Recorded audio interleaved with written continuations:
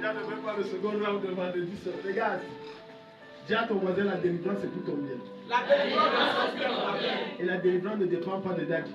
La délivrance ne dépend pas de Daddy. Ça dépend du Saint-Esprit. Ça dépend du Saint-Esprit. Amen. Amen. Vendredi c'était grave ici. On faisait finir à 2h ici. C'était grave ici. Les gens refusaient de monter ici. On dit monter ici, c'est là où l'esprit qui est caché là sort. Le monde fallait voir les femmes devenir des Goliaths. Non, tout esprit qui te combat sort ce matin. Qui sort de ta vie ce matin. Amen. Les gens qui n'étaient pas là vendredi, tu as raté quelque chose, tu as raté quelque chose. Ça a été terrible, tu as raté. Tu as décidé de juger les démons dans la vie des gens. Amen. Amen. On va continuer avec notre enseignement rapidement avant qu'on ne passe à des temps de prière. Alléluia.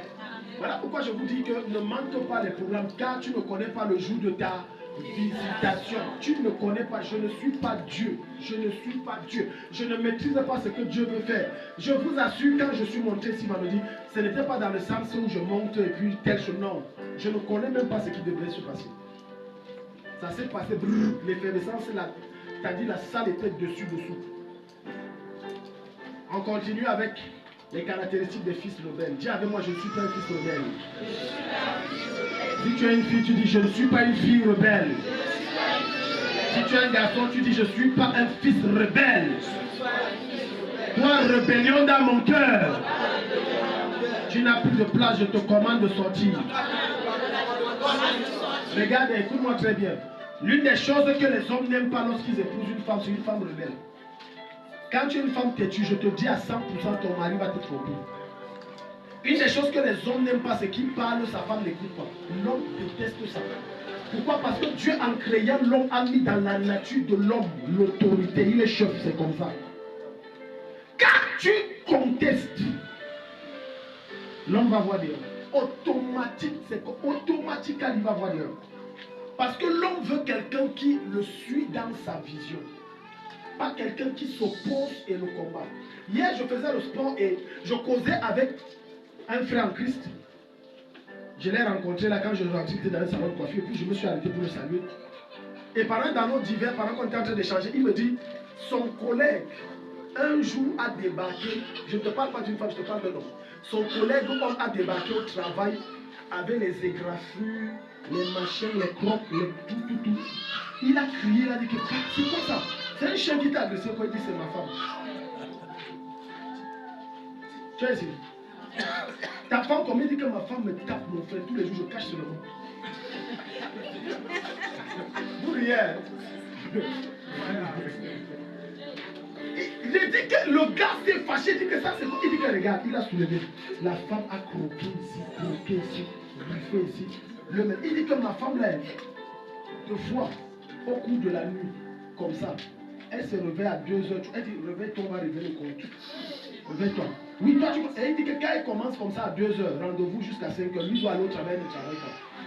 Dès qu'elle finit de parler de 2h à 5h non-stop, si quelqu'un pouvait prier comme ça, 3h, c'est bon. Toi, donc évalue. Il est là, il regarde.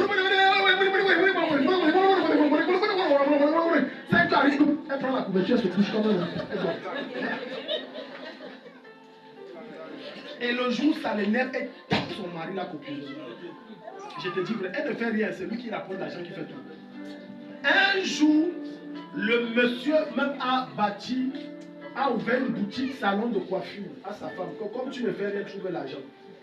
Le jour là, le gars débarque, pour un rien comme ça, s'est mis à l'insulter devant ses camarades. C'est là où le frère en Christ a dit que papa, ça là, j'achète ton problème. Je n'accepte pas ça. Un homme, tu es quel genre d'homme? La femme te tape et tu es là comme ça, femmelette. Tu rentres au bureau, tu pleures. Tu rentres, c'est quoi? Il a dit à l'autre tribunal. Il a pris l'eau et soit à l'autre tribunal. Il a dit, j'ai eu des relations au juge là. Oui, voilà, j'ai mon ami ici, mais c'est quoi ça? Il a fait les photos, tout, on a monté un dossier. On a appelé la femme. On a chauffé la femme aussi. Quand elle est rentrée, elle est devenue douce. Il dit que je trouve une autre femme chez moi. C'est une autre femme. Tu es ici? Il dit que ma femme est devenue l'agneau. Elle me demande maintenant ce que je dois manger. Avant, ce n'était pas comme ça. C'est que je prépare, tu manges, ça ne te plaît pas, il te tape. Je prie pour un jeune homme ici, que tu épouses une femme qui te tape au nom de Jésus. Les mamans ne riez pas, vous avez des garçons qui vont aller en mariage. Tu as un truc comme ça, je te dis, ta femme le tape. Elle dit que tu blagues, je te tape, parle. Elle a menacé le gars que si tu parles, que je te tape, tu vas me sentir.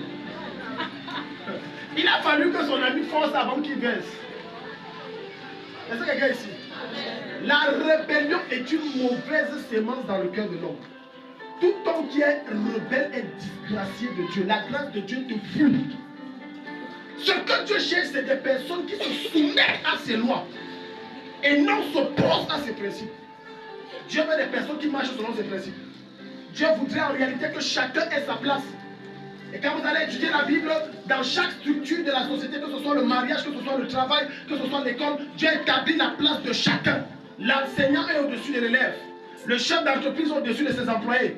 Le mari est au-dessus de sa femme, etc. Voilà comment Dieu établit. Mais les choses, il y a trop de problèmes dans notre société parce que les gens ne veulent pas se soumettre aux lois de Dieu et marcher selon les lois de Dieu. Les femmes ne veulent pas être à leur place, les hommes ne veulent pas être à leur place. Dieu a dit à l'homme, aime ta femme. Et il a dit à la femme, sois soumise. L'homme a compris, aime les femmes. Il n'a pas dit aime ta femme, il a compris, aime tes femmes. Hello. Dieu a dit à l'homme quoi? Aime ta femme, Marie, aimez vos femmes. Lui, il a compris, Marie, aimez les femmes. Maintenant, tout ce qui bouge, lui, voit que c'est Dieu a dit, c'est Dieu. Je suis en train d'accomplir la mission de Dieu. Ça, c'est la mission du diable, ce n'est pas la mission de Dieu. Tu es ici. Donc, prochain point. L'une des caractéristiques qui fait de toi un fils rebelle et que Dieu va te vomir. Il passe son temps à critiquer en secret et en public son père. Il critique toujours son père. Il y a toujours à redire. Fuyez les personnes qui ont coutume de critiquer toujours les gens. 2 Samuel chapitre 15 verset 4. Partie à quelqu'un nous fait la lecture. Quiconque passe le temps à critiquer d'autres personnes auprès de toi, je me te rassure à 100%, toi aussi te critiques quelque part. Tu es ici. J'ai dit quiconque s'approche de toi et dit que tel a dit de toi que tu as vu l'autre son comportement. Je t'assure à 100%, toi-même, ailleurs, il parle de toi. Tu es ici. Voilà la raison pour laquelle fuis les gens qui ont toujours à dire sur la vie des autres. Fuis-les. Parce qu'en réalité, sur ta vie, ils ont à dire. Mais ils ne te diront pas ça. Ils vont dire ça derrière. Il y a certaines personnes qui vous fuient aujourd'hui tout simplement parce qu'on vous a salué. Votre relation était bien parfaite, mais curieusement, quelqu'un a commencé à prendre des distances. Et tu te poses la question, mais qu'est-ce qui se passe? Ce qui se passe, c'est que quelqu'un derrière a pris la peine de ternir ton image. Certains même, c'est dans leur relation. Tu vas voir une femme, elle va dire que non, demain ne dort plus dans la même chambre que son mari parce que quelqu'un derrière a dit que ton mari pratique. Est-ce que tu sais que chaque fois qu'il couche avec toi, là, tu es fatigué, là, c'est ton énergie qu'il a puisé. Quand il couche avec toi, tu es le robot. Tu es le robot. Et tu vas voir la femme va rester là, non. On a dit que toi là tu pratiques. J'ai eu des cas comme ça. Et parfois quand tu découvres les personnes qui font ça, tu peux t'écrouler. Tu peux t'écrouler, tu meurs. Fuyez les personnes qui n'ont rien d'autre à faire que de parler des autres. Dès qu'ils t'abordent, il faut soulever le sujet de quelqu'un. Dès qu'ils t'abordent, il faut parler de telle autre personne. En réalité, la meilleure façon de les mettre à leur place, c'est de leur dire ce que tu m'as dit là, va dire ça à la personne concernée. Ça ne m'intéresse pas et moi j'ai mes problèmes. Certains d'entre vous, vous laissez l'opportunité et donnez l'opportunité au diable de vous s'oppresser. Parce qu'à force de parler des autres, vous ouvrez une porte spirituelle qui permet aux démons de vous détruire. Quelqu'un ici? Ce que tu ne sais pas, c'est que chaque fois que tu parles mal de quelqu'un d'autre, tu es en train de faire la louange de Satan et tu es en train de dire au diable, viens régner et dominer dans ma vie. Voilà pourquoi je déteste marcher avec les gens qui passent toujours le temps à parler. Je n'aime pas. J'ai tellement à faire, je n'ai pas le temps de parler de tel et mon. Ça ne m'intéresse pas. Tel est mon tel est mon tel. L'homme est un éternel insatisfait. Tu es ici. Écoute-moi très bien, je redis. L'être humain est un éternel insatisfait. Tu vas te sacrifier pour quelqu'un aujourd'hui, demain c'est la même personne qui va te tuer. C'est la même personne qui va prendre ton nom pour te saluer. C'est la même personne qui va te saboter. C'est la même personne qui va soulever les gens contre toi. Je l'ai appris à mes dépens, moi qui vous parle. Et quand je reste comme ça, je dis que c'est pas croyable. C'est pas toi que j'ai aidé, machin. Et quand tu cherches le mal, tu ne vois aucun mal que tu as fait. Maintenant, la question est la suivante. Ne devrais-je plus aider parce que chaque fois que j'aide, on me blesse? Non, je ne t'aide pas pour toi, je t'aide à cause du Seigneur. Quelqu'un me dit Amen. Ne soutiens jamais personne ou qui que ce soit à cause de la personne parce qu'elle te décevra toujours. Soutiens la personne à cause de qui? À cause de qui? Du Seigneur. Parce que chaque bienfait que tu fais dans la vie de quelqu'un, l'apôtre Paul nous dit dans Romains chapitre 12, je ne maîtrise pas, je prends le verset 21, il dit, faites le bien à ceux qui vous font du mal. Si ton ennemi a soif, fais quoi? S'il a faim, car en le faisant, tu amasses des charbons ardents. Ça veut dire, le fait que je t'aide, ce sont des malédictions que je mets sur ta tête. Au cas où tu te soulèves contre moi, ça va parler contre toi. Alléluia. Dis à ton voisin, au lieu de critiquer, amène des solutions. Au lieu de toujours voir le mal partout, apporte des solutions. Écoute-moi très bien. Écoute. Peu importe l'effort que tu feras, on aura toujours à dire. Alléluia. Alléluia. Aujourd'hui, certains d'entre vous sont pauvres, on mal parle d'eux. Oh, il est mince, il est sale, il ne se lave pas, il ne se coiffe pas. Demain, quand tu seras riche, tu sais ce qu'on va dire? Je vous avais dit que le gars là n'était pas clair depuis le début. Le gars là pratique. Sinon, comment se fait-il que brusquement il est devenu? On aura toujours à dire. Le jour où tu viens en babouche à l'église, on parlera. Le jour où tu viens en chaussures, on parlera quand même. Le jour où tu portes une greffe, on parlera. Le jour où tu coupes les cheveux, on parlera. Le jour où tu portes un paille, on va dire, ouais, elle vient ici nous montrer les défilés de mode. Comment elle a beaucoup les pailles, comment les pailles sont différentes. Le jour où tu portes quelque chose de simple, tu m'en dis, voilà. Même prendre soin d'elle, ça la dépasse. Il y a toujours à dire. C'est l'esprit de critique. Ils aiment critiquer. Et le genre de personnes-là ne sont pas étonnés que malgré les jeux de prière, que quand ils parlent, rien n'avance. Parce que leur vie, c'est la critique. La remarque et les défauts que Dieu t'a fait remarquer sur l'autre, c'est pour que tu amènes ta pierre à l'édifice et que tu changes. Pas pour que tu restes et tu dis il n'a pas, il n'a pas. Si tu vois que ta soeur a des cheveux qui ne sont pas coiffés, au lieu de parler, donne-lui l'argent, dis maman, Dieu m'a mis à cœur, va te coiffer. Et amen sur amen. Si tu vois que ton frère a les pantalons déchirés ou les chaussures qui disent Seigneur, je suis déjà moi à la croix encore une deuxième fois. Pardon, viens à mon aide. Au lieu de parler, achète une chaussure de sa pointure, tu lui offres. Tu dis le Seigneur m'a mis à cœur de te donner ça. Quelqu'un me dit amen. Il vient de passer le temps à critiquer. Tu vois maintenant elle a fait, ou les gens de coiffure, si on appelle même ça, ou c'est les coiffures de Méduse, c'est les femmes qu'elle attache, ou c'est quoi comme ça. Toujours en train de dire. Toujours.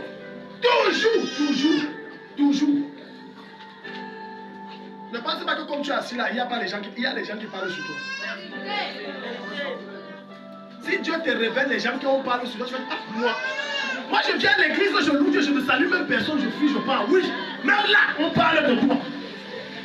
Que ce soit à l'église, que ce soit dans ton lieu de service, peu importe l'endroit, même les inconnus, c'est un esprit, les critiques, c'est un démon. Même des inconnus qui ne te connaissent pas, regardez les cheveux, vert, rouge, jaune, c'est quelle coiffure ça encore? On ne se connaît pas. Hein. Et tu vas voir quelqu'un venir se tenir ici, à côté de toi, pendant que certaines personnes s'habillent bien, d'autres, elles viennent montrer ici qu'elles ont les fesses, qu'elles ont les seins, elles mettent ça dehors. Vous vous connaissez où? Vous connaissez où? Nulle part. Esprit de critique. Et non esprit critique. L'esprit critique est différent de l'esprit de critique. L'esprit critique, ça veut dire que je dis que tu as mal fait dans le but d'amener une solution qui t'aidera à mieux faire. Mais l'esprit de critique, c'est l'esprit de gâter, de ternir, de salir, de murmurer, de commérer, de faire en sorte que la personne soit dénigrée. Je prie au nom de Jésus-Christ que le Seigneur te délivre de l'esprit de critique. Amen. Donne-moi un bon amen. Amen. Apprécie ton prochain. Est-ce qu'il y a quelqu'un ici? Apprécie tout toi avec ton prochain, apprécie-le. Dis-lui un mot d'appréciation. Alors, dis-lui un mot. Dis-lui un mot, apprécie-le. Maintenant derrière toi, tourne-toi derrière toi, devant toi. Apprécie-le. Mais ne manque pas, ne manque pas. Ne manque pas, pardon, ne manque pas. Alléluia. Alléluia. Lorsque quelqu'un s'approche pour salir ton frère, défends-le. Même si ce n'est pas vrai, défends-le quand même. Tu dis que non, non, non, non, Maman Pauline n'est pas comme ça. Je pense que tu te trompes. Maman Pauline, moi je la côtoie, c'est une bonne personne. Voilà, si elle vit ça, bon, certainement elle traverse des temps difficiles. Quand tu fais ça, tu as stoppé l'hémorragie du commérage. Une fois. Personne ne peut venir, je l'ai toujours dit ici, critiquer mes enfants spirituels, tu ne peux pas. Je vais trouver une raison, je vais les défendre. Amen. C'est ça Christ. Pas dire que oui, c'est même vrai. Oui, moi-même j'avais remarqué que n'alimente pas les faussetés, les mensonges. Fut-il même la vérité, en quoi est-ce que ça t'édifie? En quoi est-ce que ça te bâtit? En quoi est-ce que Christ est glorifié en toi lorsqu'on salit quelqu'un d'autre? En quoi? En dehors de s'aimer la méfiance, de s'aimer les critiques. Dis Père au nom de Jésus-Christ. Je suis délivré de cet esprit. Alléluia. Malheureusement, on a des personnes qui vivent en fonction de ce qu'on dit d'eux. Amen. Ah. Les gens disent que ta greffe là n'est pas bien. Ah bon, les gens disent. Les gens disent. Ils disent que quoi encore? Que non, le pain, le foulard, ça va t'aller. Ok, les gens ont dit. Continue. Tu as compris? Continue de vivre pour les autres au lieu de vivre pour le Seigneur. La Bible déclare par Paul que si quelqu'un mange, qu'il mange pour le Seigneur. Qu'il s'habille pour le Seigneur. Que personne donne vous juge sur quoi? Le manger et le... Les gens disent que tu manges trop. Ah bon, hein? Les gens disent, ne mange plus. Hein? Mais après, ne mettez pas la faute sur l'église.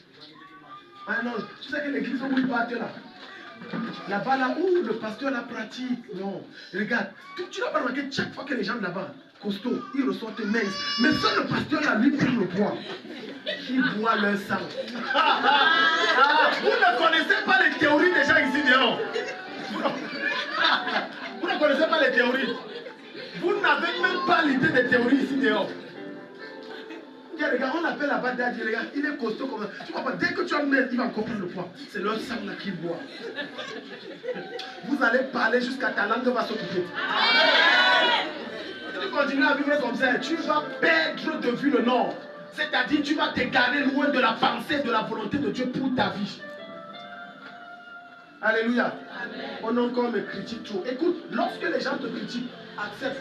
Rentre à la maison, assieds-toi, examine-toi sur ce qui est vrai et mets de côté ce qui n'est pas vrai. Maintenant, ce qui est vrai, tu essaies de changer. Non pas à cause d'eux, mais à cause du Seigneur et par conséquent pour que tu ne sois pas une occasion de chute pour eux. Quelqu'un a suivi ce que j'ai dit? Amen. Toute critique qu'on fait, même si elle est fausse, elle n'est pas mauvaise pour toi. Aucune critique qu'on fait sur un enfant de Dieu n'est mauvaise. Au contraire, utilise-les comme un miroir pour devenir meilleur. Non pas pour ceux qui te critiquent, mais parce que tu veux être agréable à Dieu et que tu veux éviter d'être une occasion de chute pour eux. Alléluia. Amen. Alléluia. Amen. Dans les restes, on dit on me critique, non. Quelque part chez toi, est-ce qu'on a dit ça? Est-ce que ce n'est pas vrai? Est-ce qu'on a dit ça? Est-ce que ce n'est pas vrai? Est-ce que ça là? Ok, je reste seul dans ma chambre enfermé, il n'y a pas d'enfants, il n'y a pas mes filles, il n'y a pas mes enfants, il n'y a personne. Et puis je dis, Saint-Esprit, dis-moi. Le Saint-Esprit va te dire la vérité. Maintenant tu corriges. Septième chose. Un fils rebelle soulève les autres membres contre le Père. 2 Samuel 15, verset 11 à 13. Vous voyez ça? Quand quelqu'un est rebelle, il devient quelqu'un... Non, première étape, il critique le Père. Deuxième étape, il veut que les gens le suivent contre l'homme de Dieu. Alléluia. L'une des preuves majeures que tu es authentique et que tu es sur le point de passer à une étape supérieure dans ta vie, c'est qu'à un moment de ta vie, Dieu permettra que certains de ton entourage soulèvent des gens contre toi. Tu es ici. Qui t'a dit que parce que Jésus marchait avec Judas, Judas n'a pas tenté de soulever les apôtres contre Jésus? Qui t'a dit ça? Alléluia. C'est parce que la Bible n'en parle pas. Mais la preuve qu'il a déjà soulevée, c'est qu'une nuit, pendant que le cercle fermé de Jésus était avec Jésus en train de prier, qu'est-ce qu'il a fait? Il a ramassé tout le peuple. Là, il y a l'homme arrêté. Hein? Quand tu sens ou quand Dieu te révèle qu'il y a des conspirations contre toi, c'est un signe majeur que tu es en train de passer au niveau supérieur. C'est un signe majeur que Dieu est en train de crucifier ta chair, de crucifier tes épreuves pour te faire entrer dans la résurrection qui te mène à la gloire. C'est un signe. Ne pleure pas, célèbre Dieu. Ne pleure pas, célèbre Dieu. Le scandale ne manquera jamais. Jésus a dit ceci. Il est nécessaire que le scandale vienne. Il a dit il est nécessaire. Il n'a pas dit si le scandale vient. Il n'a pas dit peut-être le scandale viendra. Il dit il est nécessaire. Donc le scandale viendra toujours. Mais il continue en disant quelque chose de très terrible. Il dit mais malheur à celui par qui le scandale. Il serait mieux que celui-là attache une corde à son cou, attache sur la pierre et se jette dans la mer. C'est dangereux. Hein? Il dit que c'est mieux que tu te suicides. Parce que le châtiment que Dieu te réserve là, ça dépasse le suicide. C'est ce que le Seigneur est en train de dire. Donc si tu laisses Satan passer par toi pour détruire un foyer, pire détruire une église, ou plus pire s'attaquer à un homme de Dieu, ou alors détruire une entreprise, ou diviser une famille, même si tu n'es pas croyant, même si cette famille n'est pas croyante, et que ce scandale passe par toi, j'ai pitié de toi. Je te dis la vérité que j'ai pitié de toi. Parce que la manière dont Dieu va te traiter, et j'ai bien peur qu'il ne va pas s'arrêter à ton niveau, il va traiter ça de génération en génération. Il va vous frapper. Amen. 2 Samuel chapitre 15, verset 11. Quelqu'un nous ouvre la Bible à 13. Rapidement. À haute voix, Toby. Les 200 hommes de Jérusalem qui avaient été invités à accompagner Absalom, Yeah. ils le firent en toute innocence, sans rien savoir. Yeah. Pendant qu'ils offraient des sacrifices, Pendant qu'il offrait les sacrifices, Absalom fit venir de la ville de Gilo à Achitophel, yeah. le Gilonite, Le Gilonite, le conseiller de David. le conseil de David. La conspiration devint puissante. Là, tu vois, Absalom, qui est le fils de David, a pris les meilleurs hommes de David pour tuer son père. Lorsqu'il y a des conspirations contre toi, ça ne vient pas de loin, ça vient de ceux qui te côtoient de proche. Tu sais pourquoi? Parce que lorsqu'un témoignage sort de quelqu'un qui t'est proche, tout le monde va dire c'est vrai, plus qu'il était avec constamment lui. Donc c'est vrai. Hello? Hello? Si tu me dis, pasteur, fais alors une déclaration pour que les gens ne se soulèvent pas, je vais te dire, je ne peux pas faire parce que ça ne marchera pas. Tu auras toujours des déceptions. Il y a certains sujets de prière que Dieu n'exaucera jamais. Il y aura toujours des déceptions. Que tu veux, tu ne veux pas, il y en aura. Même Jésus qui est Dieu, étant sur terre durant ces 3 ans et demi de ministère, a connu toutes sortes de déceptions. Voilà Absalom, le fils sur qui David comptait, disait que voilà quelqu'un qui va hériter au trône. Et c'est lui qui a dit que tu es un vieux le père, je prends le trône avant que tu ne meurs. Est-ce que tu sais qu'il y a toujours des gens à côté de toi qui pensent que ce que tu fais là, c'est eux qui devraient faire ça? Le mari que tu as, c'est eux qui devaient avoir ça. La femme que tu as, c'est eux qui devaient avoir ça. Le travail que tu as, c'est eux qui devaient avoir ça. La promotion que tu as, c'est eux qui devaient avoir ça. L'argent que tu as, c'est eux qui devaient avoir ça. La maison que tu as construite, tu ne mérites pas. C'est eux qui devaient avoir ça. C'est toi qui vois que tu n'as rien. C'est toi qui vois que tu n'as rien. Si tu connais les pensées des gens qui t'entourent et combien ils te convoitent, c'est toi qui vois que moi j'ai quoi? Ma petite carabote. Lui veut même ta petite carabote. Voilà pourquoi la Bible dit rendez grâce à Dieu en toutes choses. Bénis Dieu en toutes choses. Petit ou grand, bénis Dieu, bénis Dieu. N'arrête jamais, célèbre Dieu, glorifie le nom du Seigneur. Peu importe ce que tu as, bénis toujours Dieu. Parce qu'en réalité, dans la vie d'un croyant, il n'y a pas de malheur. Je répète, dans la vie d'un croyant, il n'y a pas de malheur. Ce n'est pas moi qui dis. Le verset que j'aime beaucoup, Romains chapitre 8, le verset 28, il dit, au reste frère, toutes choses, nous savons du reste que toutes choses travaillent ensemble pour ceux qui aiment le Seigneur. Donc, il savait dire, il n'y a pas de malheur pour un croyant. Tu peux jeûner, tu peux prier, et malgré tes jeûnes et tes prières, il n'y a pas de suite favorable à ta requête. Ça ne veut pas dire que Dieu t'a abandonné, non. Ça fait partie du plan de Dieu que tu souffres ce que tu souffres. Ça fait partie du plan de Dieu que tu traverses le désert que tu traverses. Ça fait partie du plan de Dieu que tu rencontres les défis que tu as. Ça fait même partie du plan de Dieu que tu sois malade comme tu es. Oui, allez demander à Lazare, lorsque Lazare était mort. Et on va dire que mais Lazare est mort, en quoi est-ce que ça glorifie? Qu'est-ce que Jésus va répondre? C'est pour la gloire de Dieu. Dis à ton voisin, ton problème est pour la gloire de Dieu. Répète, ton problème est pour la gloire de Dieu. Alléluia. Et quand on va dire que Seigneur, en quoi est-ce que le fait que je perds le travail alors que c'est moi qui nourris une famille de près de 10 personnes, c'est pour ta gloire? Reste tranquille, tu parles trop. Parce que Dieu, la plupart du temps, nous enlève de ce qui est bon pour nous connecter à ce qui est meilleur.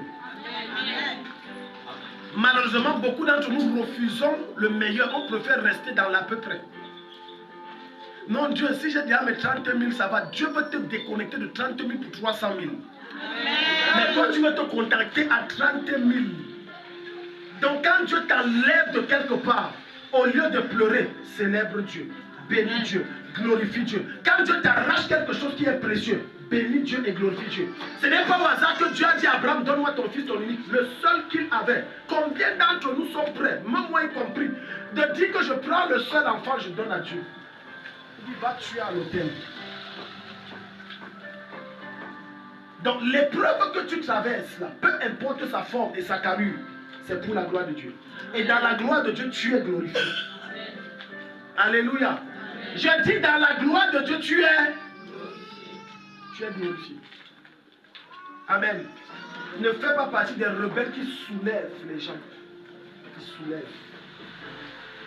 Et Satan n'utilise que les gens en fonction de leur mauvaise disposition de cœur.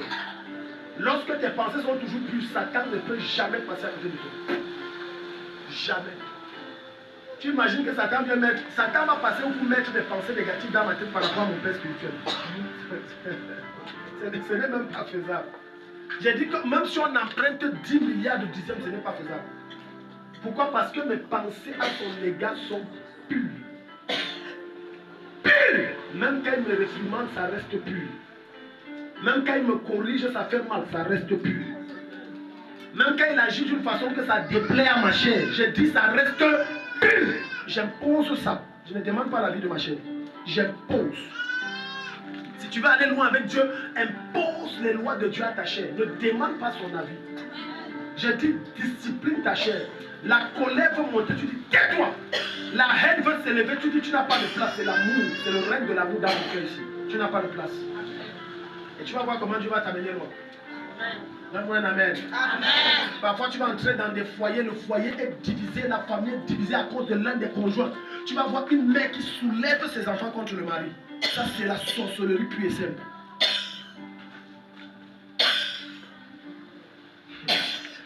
J'enseigne les choses que je connais.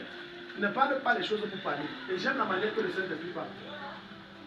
Est-ce que tu sais, femme, homme, mari, que lorsque tu as les problèmes avec ton conjoint, tu engages les enfants, on appelle ça la sorcellerie.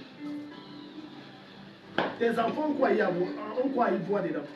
Tu vas entrer dans des couples où, parce qu'elle est en guerre avec son mari, elle commence à diaboliser son mari. Elle dit que c'est un démon. Si papa fait ça, ne le saluez pas, vous avez compris. Oui, maman.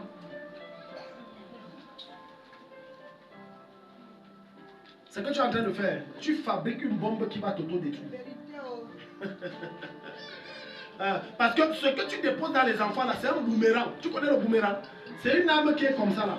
Quand tu la whoop, ça fait ça revient là où on l'a lancé. C'est un boomerang. J'ai causé avec un monsieur qui a l'instant de divorce avec son épouse. Et il me dit que sa femme est dans l'erreur parce qu'elle est adultérine. Ayant trompé son mari, elle a démonisé le gars. Que le gars pratique, le gars boit le sang, le gars fait ceci. Au point les enfants, quand ils voient le papa, ils font comme ça. Ils boivent le sang, ils boivent le sang. Le petit là boit le sang. Pas qu'il boit notre sang. Et c'est quoi mes enfants? Thomas, c'est quoi? Maman, est-ce que tu bois le sang des gens? Pardon, papa, ne me bois pas le sang. Et vous savez la maturité de cet homme qui m'a gagné? J'ai aimé son attitude. Le gars n'a même pas une seule fois parlé mal de son ancien épouse à ses enfants. Même pas une seule fois.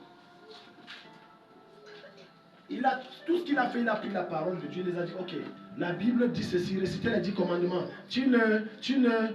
Ok, la Bible dit, voilà, d'accord, ne manquez pas du respect à votre mère. Oui, papa, c'est votre mère, vous avez compris. Oui, papa. Le gars est venu me verser chez moi et dit que regardez ce que la femme a fait. Je lui ai dit que ne refais pas les mêmes choses, laisse. Quand elle fait ça, Dieu maintenant va jauger. Si Dieu voit que toi tu ne refais pas la même chose, Dieu va la frapper. J'ai dit, ne le fais pas, reste tranquille. Il a dit que non, pasteur, c'est ce que j'ai fait. Je n'ai jamais diagnosé cette femme. C'est de la petitesse d'esprit que lorsque dans un foyer, vous avez des problèmes entre conjoints, tu utilises les enfants. Et non. Au point, papa a dit que je veux revenir trouver le sol s'il lavé. Quand papa parle, il ne lave pas plus. Il va venir laver ses cheveux. C'est quand je parle, écoutez-moi bien aimé. Je parle les choses et l'esprit est en train de parler à vous qui êtes mariés là. C'est ce que vous faites. C'est une erreur. Vous êtes en train d'inviter Satan dans votre foyer et vous êtes en train de détruire votre foyer. C'est pour ça que vous entendez qu'après 15 ans, 20 ans de mariage, les gens se séparent. Ils ne se sont pas séparés 20 ans là, après 20 ans de mariage, non. Ils se sont séparés dès le premier jour où il a commencé à voir ces choses. Alléluia. Amen. La maman dit fais, papa par derrière dit fais pas, fais pas. Tu fais, tu me connais. Assieds-toi ici. Ça crée quoi? Non, je te pose la question, le Seigneur te pose, ça crée quoi? Ça crée la division. Ça crée. Peu importe le problème que tu as avec ta femme, ton mari, l'enfant fait une bête, corrige l'enfant là copieusement, bang bang, pour comprendre sa douleur. J'ai reçu une dame venant de Yaoundé.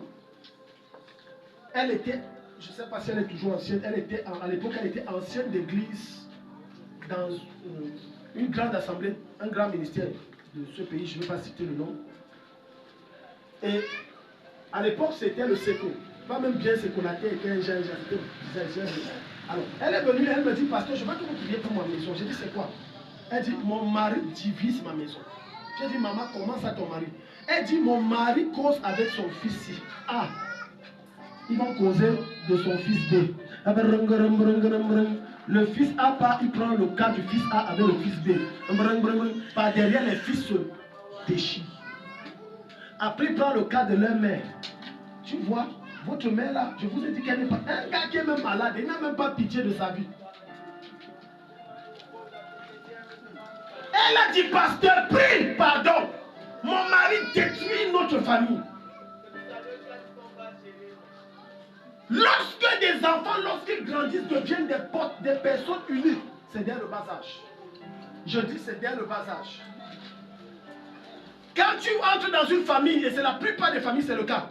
Lorsque les enfants ont déjà grandi, l'autre a ses enfants, l'autre c'est la bagarre. C'est parce que dès le bas âge, on n'a pas mis des bons fondements. Voilà pourquoi tu vas voir deux sœurs ensemble, sorties du même ventre de la même mère, ayant le même père, se font la guerre lorsqu'elles sont mariées. L'autre a 2 enfants, l'autre a 1 enfant, l'autre a 3 enfants. Mais elles se bagarrent parce que dès le bas âge, elles ont vu ce qui se passait dans la famille, il y avait la division. Donc, ils ont grandi dans cet état, ils ont dit c'est donc comme ça qu'on vit. Alléluia. Peu importe la manière dont tu es en colère contre ton épouse, ne la traite jamais mal devant tes enfants. Peu importe. Ne manque jamais du respect à ton mari devant tes enfants. Jamais. Toute femme qui manque du respect devant ses enfants, son mari, tu es en train d'instruire ta fille là. Demain, quand tu te marieras, ma fille, fais la même chose. Et je vais t'assurer, ta fille va faire ça cette fois. Voilà pourquoi tu vas entrer dans des foyers, des jeunes filles bagarrent avec le mari. J'y parle, elle dit que fous-moi lequel insulte. Tu lui dis, tu as pris ça où? Même sa mère va dire, je ne sais pas, j'accouche l'enfant, je n'accouche pas le cœur. Tu as raison, mais sauf que tu n'as pas accouché un cœur, que tu as changé le cœur là encore. Oui. Parce que c'est que l'enfant voit les bagarres là, il va reproduire. Si l'enfant grandit dans un état où il voit que ses parents, même si c'est le mensonge qu'ils font, l'hypocrisie, chérie, chérie, l'hypocrisie là va les aider à grandir, que je dois chérir ma femme. Voilà pourquoi la plupart des couples où tu vas entrer, la plupart des foyers, il y a la guerre. Cherche le background de leur famille, le passé de leur famille. C'est comme ça que dans leur famille, on est hypocrite, on est menteur, on se fait la guerre. Je prie que Jésus-Christ te change, que tu deviennes une nouvelle créature. Amen. Alléluia. Amen. Un jour, un monsieur, on l'a interpellé, on a dit pourquoi tu bats ta femme. Il dit que moi je suis né dans une famille où mon père buvait et mon père passait le temps à taper ma femme. Donc sa femme, c'est-à-dire ma mère. Donc j'ai compris que c'est comme ça qu'on traite la femme. Donc je bois aussi et je tape ma femme. J'ai causé avec un vieillard il y a environ 1 ou 2 ans à l'ouest pour résoudre un problème de couple. J'ai dit pourquoi tu tapes ta femme? Il dit moi je voyais mon père taper ma femme, donc c'est ma mère, donc c'est normal.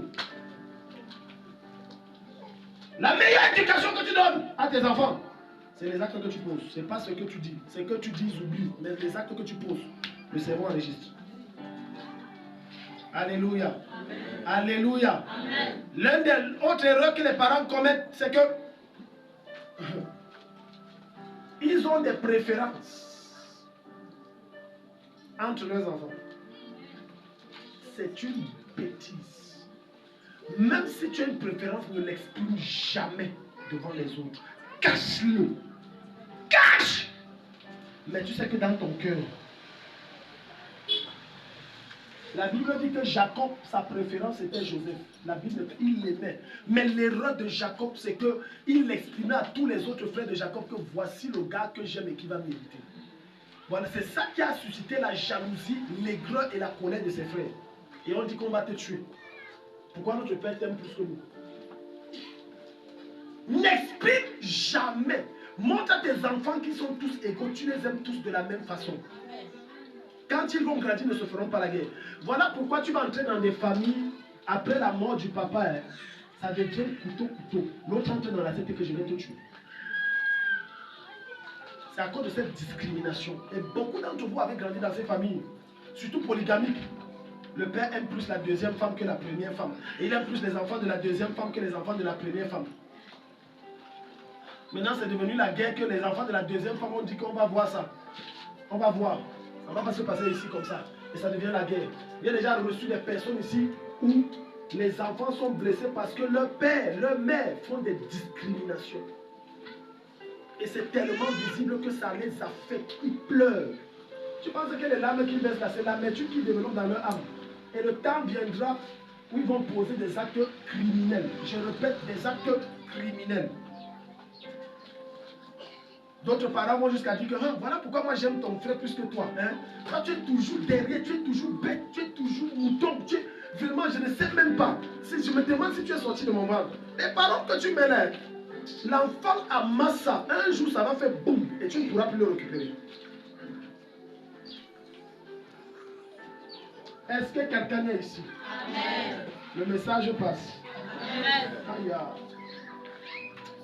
faut pas que les gens me lapident. Ici, il faut que quand les gens entrent, vous vérifiez souvent les sacs.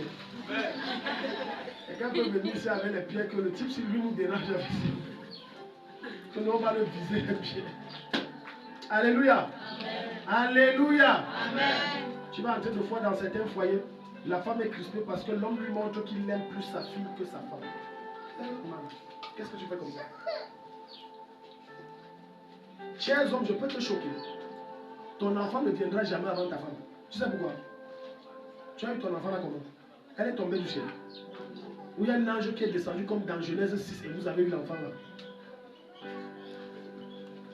Tu vois, certains pères, ils chérissent sa fille comme si c'est la première femme et sa femme est sa deuxième femme. Arrête la sorcellerie là-haut. Arrête ça. C'est de la sorcellerie pure. Et finalement, la fille va devenir pour sa mère comme quoi? Sa co-épouse parler. Oh, fous-moi le cap. Maintenant, l'homme va jusqu'à faire cette bêtise, prendre la ration donnée à sa fille, va faire le machin. Est-ce que les hommes sont ici? Les hommes ne parlent pas. Homme, si tu veux, tu cales à l'air comme quelqu'un a dit, mais c'est la vérité. Ton enfant ne passe pas avant ta femme. Jamais. Jamais. Ton enfant ne passe pas avant ta femme. S'il y a une femme à côté d'un homme, dis-lui ça, ton enfant ne passe pas avant ta femme. Dites, toutes les femmes qui sont autour du papa, dites-lui ça, dites-lui ça. Voilà. On lui dit ça. On lui dit ça. J'ai dit des choses terribles. J'ai dit des choses abominables. Tu as entre la fille, les fêtes de fin d'année arrivent, il habille ses filles comme si c'était ses femmes. Sa femme même ne donne pas l'argent que va même faire la coiffure. Et elle est crispée, elle est frustrée. Et finalement, elle jette son dévolu sur les filles. Mais c'est normal, elle va jeter sur qui? Un jour, une maman m'appelle, me dit que tu vois, le monsieur a encore pris l'argent, il a donné encore à sa fille. Sa fille dont elle parle, c'est sa propre fille. Qu'elle dise sa fille. Arrêtons les soulèvements dans nos familles. Sois un agent de réconciliation. Sois la main de Dieu qui apporte la paix dans ta famille et dans ton foyer. Donne un bon amen. Donne un bon amen. C'est vice-versa également. Il y a des femmes qui aiment leurs enfants, leurs garçons plus que leur mari. Oui. Son mari dit, ah, le garçon derrière dit que non, maman, je veux ci. Non, je vais donner ci. Je vais donner ci. Arrêtez la sorcellerie là. Alléluia. Quand vous êtes mis ensemble, il y avait un enfant. Il était là. Il connaît comment vous êtes rencontrés. Ou bien vous êtes rencontrés en esprit, vous avez fait l'enfant, et un jour en physiquement, vous êtes rencontrés. Ah, voilà, je suis enceinte, voilà ton bébé. Non. Aucun de nos enfants n'était présent quand vous avez fait la rencontre. Vrai ou faux? Et comment vous laissez les enfants venir vous diviser? Quand un parent, même s'il a tort, corrige l'enfant, même si l'autre parent n'est pas d'accord, qu'il valide, après derrière dans la chambre, il dit que je ne suis pas d'accord. Mais il valide d'abord devant l'enfant. Que les parents disent amen. Amen. Pas qu'il corrige même. Non, tu ne tapes pas ma fille comme ça. Hein. Tu ne tapes pas, tu connais comment on porte un enfant de... Tu viens de donner le pouvoir à ton enfant, là, ta fille, là, tu viens de lui dire que mamie, c'est toi la vraie femme de la maison aussi. Quand il tape l'enfant, il dit, oh, on va là-bas. On vous parle, vous n'écoutez pas. Tu viens, je vais te taper encore. L'enfant ne te cherchera plus jamais. Derrière, tu dis à ton mari, chérie, la manière que tu tapes l'enfant, là, je n'aime pas ça. Tu tapes là, c'est quelle façon ça? Mais quand vous réglez ce genre de problème devant l'enfant, vous lui donnez autorité. Et les enfants sont spécialistes pour connaître la tête des parents. Pourquoi ils cherchent son intérêt? C'est là où ça pèse le mieux qu'ils parlent. C'est que non, ah, voilà pourquoi les filles aiment beaucoup leur père. Ah, papa, c'est lui qui donne beaucoup d'argent. Tu peux gérer maman là comme ça et tout. Le garçon, il va dire, j'aime maman parce qu'elle donne beaucoup la nourriture. Donc papa, tu me dis, ne le fais pas. Maman, c'est maman qui... Ah, les garçons, ils mangeaient, vrai ou faux? Les garçons répondaient, vrai ou faux? Les garçons ne parlent pas. Prochain point, 8e point. Le fils rebelle convoite les plaisirs et les privilèges du père. 2 Samuel, chapitre 16, verset 22. Tu vois comme ça, tu as quelqu'un qui convoite ton trône, il convoite les privilèges, les avantages que tu as. Voilà pourquoi il va se lever de Samuel. Parce qu'il veut avoir ta place. 9e chose, il remet en question les paroles de son père. Genèse 3, verset 1 à 5. On est en train de finir par là avant de prier. Quelqu'un nous ouvre Genèse 3, verset 1 à 5. Le fils rebelle convoite. Ça veut dire, ce que tu as là, je veux ça. Et il remet en question. Le type l'a dit, tu penses quoi de l'enseignement de ce dimanche 24? On est le 24, non? 25 février. Il a déjà dit un truc là, toi. Parce que vraiment, moi, vraiment, ce n'est pas que je remets en question, mais vraiment, toi tu penses que, vraiment, il ne devrait pas dire ça. Toi tu penses comment? Dès que tu dis je suis d'accord, tu dis, ah, voilà, j'ai déjà un allié. Il veut chercher un autre allié. Un 3e allié, un 4e allié, un 5e allié. Il remet en question. Quand tu vas lui donner un conseil, il va dire, ah non. Il va dire, oui, j'ai compris, mais derrière, il ne met pas. Beaucoup de personnes à qui j'ai donné des conseils ne les ont pas mis en pratique, mais ils sont revenus, je pleure avec eux. Je ne pleure pas avec toi pour toi. La Bible dit que pleurer avec ceux qui pleurent. Donc je pleure. Alléluia. Là, dit, c'est quoi? Vraiment, si je vous avais écouté, n'est-ce pas, non? Ouais, Seigneur, toi-même, comment tu as laissé l'histoire si faire comme ça? Je pleure avec toi bien. Je veux pleurer, we cry with you. Correctly. Je pleure bien. Dieu, il fallait m'avoir miséricorde. Non, je joue ça bien. Et dis à mon épouse que faites attention aux personnes qui viennent à votre dé, ils pleurent plus que vous. Je disais ça hier. Parce que la plupart du temps, le genre de personnes là, c'est eux qui savent quelque chose dans la mort là. Ah, il y a déjà, tu as un deuil. Wow! Parfois même ces gens qui pleurent ne connaissent même pas le défunt, ni la famille. Il a entendu qu'il y a deuil, donc il a fait seulement wow! Yeah! Tu pleures qui? Ce que je dis, c'est vrai ou c'est pas vrai? Écoute-moi, écoute-moi. Il y a des gens spécialistes que dès qu'il entend deuil, quelque part, il part. Voici ce qu'il va manger. Dès qu'il entend deuil, il part. Et le gars fait le commentaire plus que vous. Oui, mais je l'ai connu comment? N'est-ce pas, il a fait un machin ici là. Tout ce qui sort le commentaire de sa bouche, c'est les 2 bières qu'il a devant lui. Et il est en train de cibler notre casier de bière. Il ne connaît même pas de qui il est question. Qu'est-ce qui se fait? Il ne connaît pas. Il disait ça à mon épouse. Il dit que même ta mère qui est décédée, la pleure sont venus connaissent que ta mère même c'est qui. Il y a deuil. Donc, deuil de nos jours égale à manger et boire. Au 21e siècle, quand on parle de deuil, c'est manger et boire. On ne pleure plus. Je me rappelle quand on était petit, ces choses-là étaient rares, manger et boire. On pleurait copieusement. Mais aujourd'hui là, dès qu'il y a deuil, on dit la veillée c'est quand? À quelle heure? C'est la veillée. À quelle heure?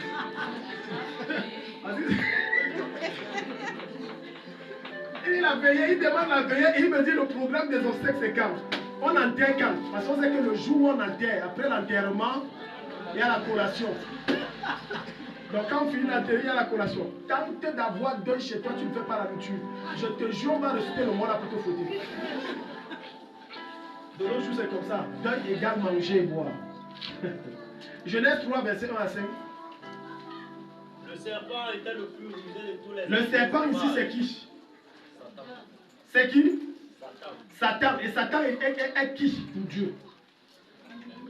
Hein? Satan est le fils de Dieu. Vous ne savez pas ça? Satan est le fils de Dieu. Je répète, Satan est qui? Le fils de Dieu. Satan a engendré Lucifer. Et Lucifer, comme il s'est égaré des voies de Dieu, est devenu ce qu'on appelle Satan. Satan veut dire personnification du mal, révélation du mal, expression de tout ce qui est mauvais sur la terre. C'est ce que le mot Satan veut dire. Donc quand on te dit Satan, on ne fait pas référence à Satan qui est Lucifer, non. On fait référence que tu es la personnification, la révélation du mal. Toi là, ton mal là, il n'y a pas ça sur terre. Tu es le mal incarné. Donc Satan est le fils. Allez lire dans Job, la Bible déclare que lorsque les fils de Dieu vinrent, Satan aussi vint. Pourquoi? Parce qu'il est le fils, il a ses droits. Jusqu'à ce que Jésus revienne et que Jésus fasse de nouveaux cieux, de nouvelles terres, Satan a le droit d'accéder au ciel. C'est pour ça qu'on l'appelle l'accusateur. Donc tu vois qu'il se tient ici sur terre. Dieu, j'ai la copie, voilà. Non, il va au ciel avec ton dossier, t'accuse. Amen. Donc on dit l'accusateur, il part au ciel. Il fait le bon bang. Il a toujours accès parce qu'il est fils. Maintenant, comme il a chuté au ciel, regarde ce qu'il veut faire. Il veut également emballer les autres dans leur chute. Et pour emballer les autres dans leur chute, il commence par quoi? Regarde, il va remettre en question les paroles de son père. Vas-y. Il dit à la femme. Il dit à la femme. Dieu a-t-il vraiment dit? Dieu a-t-il réellement dit? Vous ne mangerez aucun des fruits Vous ne mangerez aucun fruit des fruits des arbres du jardin. Des arbres du jardin. Est-ce que Dieu a dit? Lorsque Satan veut t'égarer de la présence de Dieu, il va remettre des doutes sur les prophéties qu'on t'a données. Il va remettre les doutes dans ton cœur sur les songes que tu as eus. Il va remettre les doutes sur en toi concernant ce que l'homme de Dieu a proclamé dans ta vie. Il va te trouver des preuves pour que tu doutes. Dès que le doute entre, il finit avec toi. Dieu a-t-il réellement dit que tu vas te marier cette année? Tu vois où tu es là? Tu es sûr que Dieu t'a dit ça?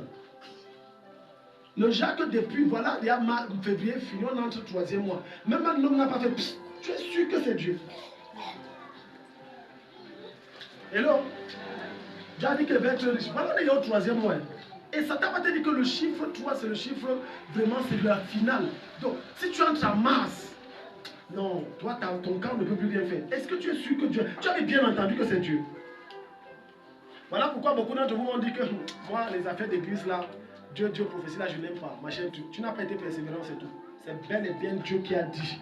mais c'est également le devoir et le rôle que Satan s'est affecté de s'aimer le doute dans le cœur de ceux à qui Dieu a donné une prophétie, dans le seul but de t'égarer des voies de Dieu. Parce qu'il sait que s'il t'égare des voies de Dieu, ce que Dieu t'a promis ne se réalisera jamais. Dieu a-t-il réellement dit que cette année tu vas aller en Belgique? Ok, il te dit d'accord, assieds-toi mamie, je vais t'expliquer quelque chose. Tu as un passeport? Non, je n'ai pas de passeport. Ok. Et tu vas aller en mer à pied. Ou bien tu as prévu que tu vas traverser la mer Rouge comme les autres là. Il dit ok, deuxièmement, tu travailles quoi? Ah, je suis encore étudiant. Ah, ok. Donc tu n'as pas de passeport, tu n'as pas d'argent. L'avion là c'est pour ton père. Ce que je vous dis là, c'est comme ça de façon simple que Satan vous séduit. Simple. Simple, ce n'est pas des trucs compliqués. Simple. Et ça c'est dans ta tête que tout ça se passe. Ce sont des pensées qu'il met dans ta tête. Ah, tu as dit que tu vas construire l'année-ci. La fille s'y va construire l'année-ci. C'est pas toi qui étais à l'autre jour aller prendre les engagements de 10 000 à la chapelle de Héros. Ok, tu dis que tu veux construire. Tu sais que tu as 2 mois d'aéré, non? Tu sais que dans tel verset de la Bible de Deutéronome, là, il te cite le verset. Il est dit là-bas que si on prend le vœu devant Dieu, on ne réalise pas. Dieu va te frapper. Non? Mais on commence d'abord par réaliser le vœu. Regarde comment le diable est subtil. Maintenant, ça sème en toi quoi? Le découragement. Le découragement enfante la dépression. La dépression t'amène à ce qu'on appelle le péché. Le péché te conduit vers l'obsession. Et l'obsession te met à l'intérieur de la possession. Et voilà comment un démon s'est installé dans ton corps et il contrôle ta vie. C'est dans ta tête. Il dit, regarde autour de toi, qu'est-ce qui marche? Dis-moi ce qui marche. C'est pas toi qui étais à la nuit de la traversée jusqu'à tu disais Amen, Amen là. Est-ce que c'est ça que tu vis alors maintenant? Dieu a dit, vous aimez tout ici que Dieu a dit. Oh, dis donc, je vais te donner un conseil. Repose-toi de l'église même un mois. L'église ne fuit pas. Toi, tu ne vois pas ça, mais tu ne vois pas comment il est en train de tuer ta relation avec Dieu. Et comme il t'a dit, repose-toi et tu as obéi. Maintenant, t'es levé la nuit comme tu priais avant. Ça va devenir lourd. Ouvrir la Bible va devenir un fardeau, une charge, un joug. Et c'est comme ça que doucement, doucement, tu rétrogrades. Et comme ça, qu'est-ce qu'il fait là? Envoie un autre pion. Un homme qui vient te séduire. Mamie, tu es belle. Et moi, je vais faire de toi ma femme. Il sort avec toi, il couche avec toi, il sort, il couche, il couche, il couche. Tu tombes enceinte, après il disparaît. Alors qu'avant lui, tu avais d'abord des problèmes. Donc tu as ajouté un problème sur un autre problème. Je vous révèle les secrets du diable pour que vous ne tombiez pas dedans. Pas pour que vous allez vous jeter. Satan m'a expliqué tes plans. Viens alors. Pourquoi tu n'es pas les chrétiens? C'est quand on explique comme ça que certains m'ont dit que moi voici, je suis même fatigué de la vie. Je dois faire quoi? Il va bien t'inspirer. Il y a une de mes filles qui est tellement persécutée, qui traverse des moments tellement difficiles. Et je dis à mon épouse, je partageais ça avec mon épouse qu'elle m'a fait le SMS ce matin. Et je disais à mon épouse que elle a besoin d'un bon encadrement et d'un bon soutien, sinon elle va lâcher. Et la manière qu'elle est persécutée là, si son entourage n'arrête pas ça, je ne serai pas toujours là pour retenir ces langues que Satan propose dans son cœur. Parce que je disais à ma femme que c'est parce qu'elle a du respect et de la crainte pour Dieu et pour moi qu'elle évite certaines choses et qu'elle m'écoute. C'est pour ça qu'elle ne sort pas les hommes. Mais j'ai dit, si sa famille continue comme ça, la fille là va lâcher. Parce que l'être humain, qu'est-ce qui fait généralement naître la rébellion dans le corps de l'être humain? C'est l'oppression qui fait naître la rébellion. Plus on t'oppresse, finalement tu dis, je change. C'est pour ça que tu vas voir un homme épouser une femme douce, paisible. On dit bon, il lui gronde que tu te réveilles, tu ne me dis pas bonjour. Bonjour. Là, c'est le début, non? Il la menace, il la gifle constamment, il attaque, menace, gifle, tac, gronde, prostituée, bandit, voleuse, tout. Regarde, la femme douce là commence à devenir doucement le lion. Et finalement, un jour, quand le monsieur dit si tu ne fais pas ça, je vais faire, elle dit fais. Bah, fais. Voilà même ça prend, fais, je te donne, fais. Est-ce que quelqu'un comprend ça? Quand je parle, ça semble que les foyers se retrouvent ici, juste. Voilà, ça fait. Tu es là, tu casses les oreilles des gens ici. Elle va te rappeler que je suis plus la petite fille que tu as épousée. Là.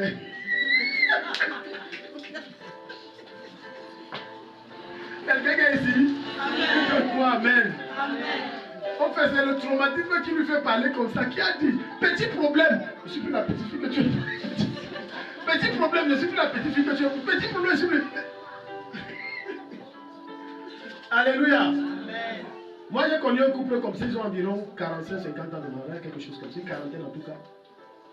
Quand la femme là en train d'être la femme la plus soumise, la plus humble, la plus simple du monde. Mais aujourd'hui, malgré l'âge, mon ami, l'homme parle et dit que t'as honte. Tu dis que tu es un garçon, il faut venir, on va voir ici. Qu'est-ce qui a fait que la femme là devienne comme ça? C'est la maltraitance. Et je disais dans mon épouse qu'à force de la maltraiter comme ça, elle va se lâcher. Et ce n'est pas bien. Voilà pourquoi les gens avec qui vous vivez, traitez-les comme des êtres humains. Même si ce n'est pas ton enfant, même si ce n'est pas ton frère, ta soeur, respecte-le. Même si ce n'est pas les gens de ta famille, donne-lui accès à quasiment tout. Amen. Ne le traite pas comme si c'est un déchet parce qu'il n'est pas de votre sang. Au point où tu l'humilies constamment, au point où tu sors, tu ne salues même pas. Sa tête t'énerve. En réalité, les gens de personnes qui ont ce genre de comportement, c'est qu'ils sont égocentriques et égoïstes. Tout c'est pour eux, rien pour les autres. Alléluia. Amen. Je prie que Dieu te délivre de ce genre de cœur au nom de Jésus. Amen. Au nom de Jésus. Amen. Pourquoi est-ce que c'est quand quelqu'un habite chez toi que tu te rends compte que les choses se gâtent et les choses disparaissent? Curieusement. Hein? Vous n'avez pas vécu chez les gens. Moi, je vous vois là, vous n'avez pas vécu. Va vivre chez les gens, tu vas voir. Va vivre. Petit truc, c'est toi. Telle chose, c'est non, non, c'est toi. Tu es ici. Même les coupures d'électricité, c'est toi. Tu n'as pas vécu chez les gens. Mes petits frères venaient se plaindre. À l'époque là, je sortais de l'université. J'étais à Yaoundé. On m'a traité comme ça. On a fait ça. J'ai dit, moindre chose, c'est eux. L'enfant pleure la nuit. C'est Ada et son frère là. Vraiment, c'est eux. Vraiment, depuis qu'ils sont venus, l'enfant, il ne dort plus bien ici. J'ai dit, mes frères, ils ont grandi dans une famille où mon père les a laissés. Ma soeur a fui avec les pieds devant. Petite chose, c'est toujours eux. Le loyer n'est pas payé, c'est eux. Il n'y a pas à manger, c'est eux. Au point où de fois on préparait la nourriture, on cache. On cache la nourriture. Quand je suivais ça à l'époque, ça me faisait mal, mais j'étais impuissant. Je n'avais pas de moyens, rien. Que tu te rends compte, Thierry, hein? Même la nourriture. L'enfant va aller ouvrir la nourriture, après il mange. C'est moi élevé. La nourriture, on cache. C'est les choses là qui m'ont irrité. J'ai dit que s'il arrive que j'héberge un enfant, je ne le ferai pas sur ça. Amen. C'est pour ça que même Merveille qui est ici, Merveille ne va jamais vous dire qu'on la traite différemment. Écoute, il y a des choses que quand tu découvres ça, ou quand ça entre dans tes oreilles, ça doit te révolutionner à devenir meilleur. Pas pire. Pas pire. Meilleur. Pas pire. Oh non, que ce n'est pas ton enfant, ce n'est pas ton frère. Non, pas pire, ça te rend meilleur. Alléluia. Amen. Ça veut dire que le matin venu, si à tes enfants tu donnais 4 beignets, il y a un nouveau membre, tu donnes aussi 4 ou tu donnes 2 à tout le monde. Amen. Si tu, la même manière que tu grondes ton enfant, tu grondes aussi l'autre enfant de la même manière. Sans discrimination de quelque nature, aucune discrimination. Quand Dieu voit ça, Dieu te programme pour la bénédiction. Quelqu'un n'est pas ici, donne-moi un mot à Amen. Alléluia. Amen. Alléluia. Amen. Tu es là, non. Ce n'est pas mon enfant, ça c'est pour mes enfants. mes enfants venaient saturer l'air des gens ici. Depuis qu'on est ici, on ne respire plus. On ne respire plus là, tu vis comment? Explique-moi. Hein? Comme vous vivez comment? On ne respire plus. Bon, vous vivez comment? Vous avez un oxygène ou quoi? On ne respire plus. Dis à ton voisin que Dieu nous aide. Dis voisin que Dieu nous aide. Alléluia. Est le cœur de Dieu. Est le cœur de qui? De Dieu. Ça veut dire que quelqu'un vient, tu le prends une fois avec un cœur. Pas que tu es double comme ça. Tu joues comme ça. Il y a des stratégies que quand on ne veut plus de toi, toi-même tu vois, tu sais. Mais il y a certains d'entre vous, vous êtes têtus, on ne veut plus de toi, tu es là. Quand tu es têtu comme ça, pardon. Alléluia. Un, premier, si on ne te donne plus à manger comme avant, on est en train de te dire que tu n'es plus là. Deuxième chose, on t'accuse toujours de tout. Amen. Amen. Si on voit le chat boiter, c'est toi. Faut partir, je te dis que c'est toi. Blague, je dis que c'est toi. Que le chat c'est ici depuis lui n'a jamais boité. Pourquoi c'est quand tu es arrivé ici qu'il boite? Il faut vivre parfois pour voir et comprendre certaines choses. Quand tu as vécu certaines choses, tu comprends mieux ceux qui vivent les mêmes choses. Alléluia. Dis avec moi, Seigneur Jésus. Change mon cœur. Donne-moi ton cœur. Que je puisse traiter mes semblables comme toi tu me traites. Avec beaucoup d'amour, beaucoup de respect pour la gloire de ton nom. Acclame le Seigneur très fort. Maintenant, nous allons prier.